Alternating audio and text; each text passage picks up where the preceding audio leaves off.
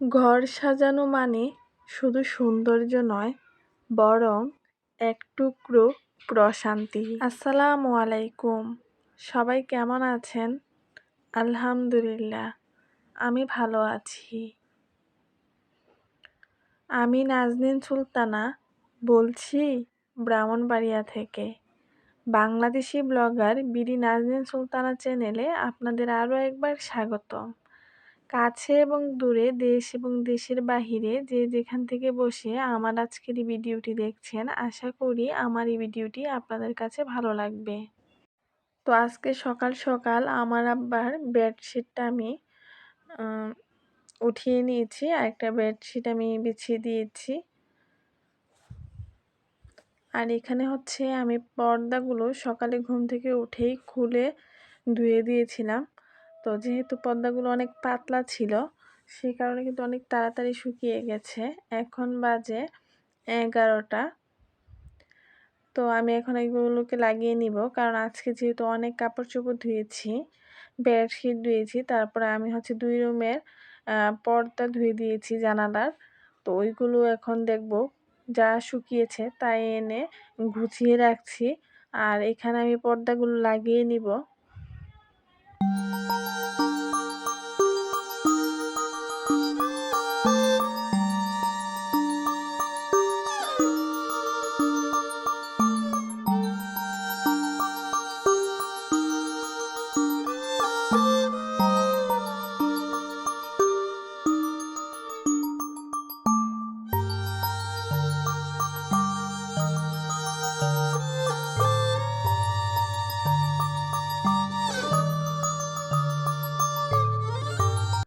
চেষ্টা করছি রমজান মাস আসার আগে যতটুকু সম্ভব বাসাটাকে ডিপ ক্লিন করার।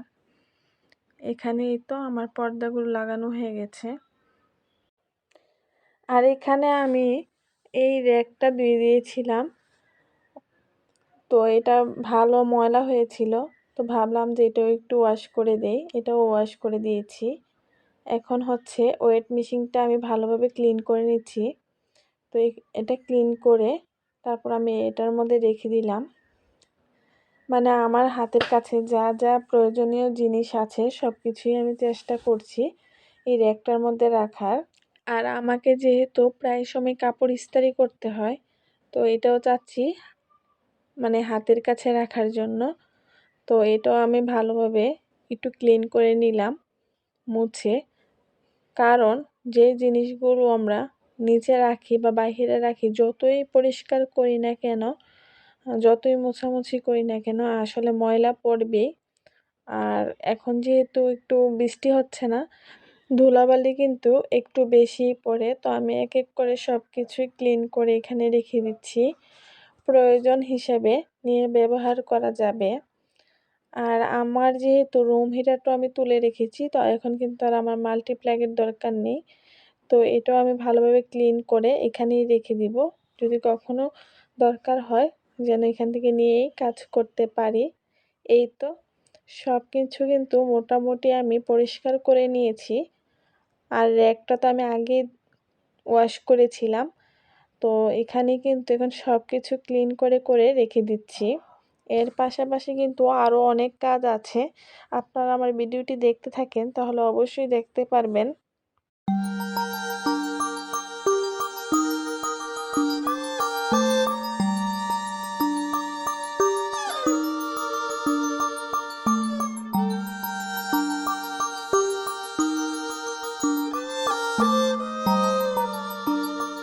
এখন যে চেয়ারটি দেখছেন, এটি তো আর পানি দিয়ে ওয়াশ করা সম্ভব না।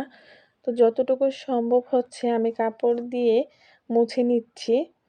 এটা যেহেতু অনেক আগের চেয়ার, বেত দিয়ে বানানো হয়েছিল, সম্ভবত আমার জন্মের আগেই। তো কি হাস্যকর, তাই না? আসলে কিছু করার নেই। তারপরও এটা আমার কাছে অনেকটা স্পেশাল। এই চেয়ারটাকে অনেকেই আগে মানে বলতো বা জিজ্ঞাসা করতো এটা কোথা থেকে বানানো হয়েছে। তো এটা যেহেতু আমার আব্বা অর্ডার দিয়ে বানিয়ে এনেছিল, তো এটা অনেক আগেকার কথা। তবে চেষ্টা করি অনেক যত্ন করে জিনিসপত্র রাখার, কারণ বাবা মার হাতের জিনিস আসলে বাবা মা যারা কষ্ট করে জিনিস করেছে তারাই জানে কতটা শ্রম দিতে হয়েছে।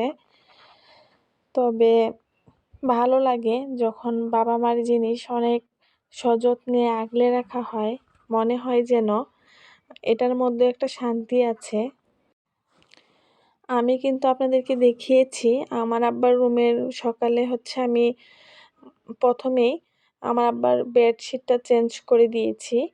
তো আমি কিন্তু আমার আব্বার রুমের জানালার পর্দাগুলোর ধুয়ে দিয়েছিলাম, তো শুকিয়ে গেছে। তো এখন এই পর্দাগুলো আমি লাগিয়ে নিব। এই তো পর্দাগুলো আমি নিয়ে এসেছি, এখন লাগিয়ে নিলেই হবে। এই পর্দাগুলো যখন কিনেছিলাম তখন কিন্তু আমার আব্বার পছন্দেই কিনেছিলাম। আমার আব্বা পছন্দ করে দিয়েছিল এই পর্দাগুলো। পরে যেটা দেখলাম না আমার আব্বার পছন্দ অনেক ভালো।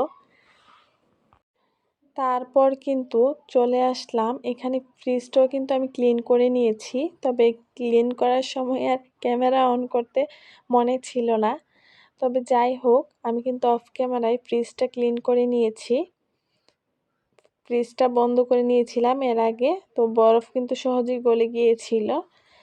তো এখানে কিন্তু আমি প্রথমে ডিপ যেটা ওইটা ক্লিন করেছি, পরে নর্মালটা ক্লিন করেছি, এই আর কি। চেষ্টা করেছি আজকে সবগুলো কাজ করে নেওয়ার, যত তাড়াতাড়ি সম্ভব আমি কিন্তু আমার কাজগুলো করে নিয়েছি। আর এটা হচ্ছে নর্মালটা কিন্তু বেশ জায়গা, অনেক কিছু রাখা যায়।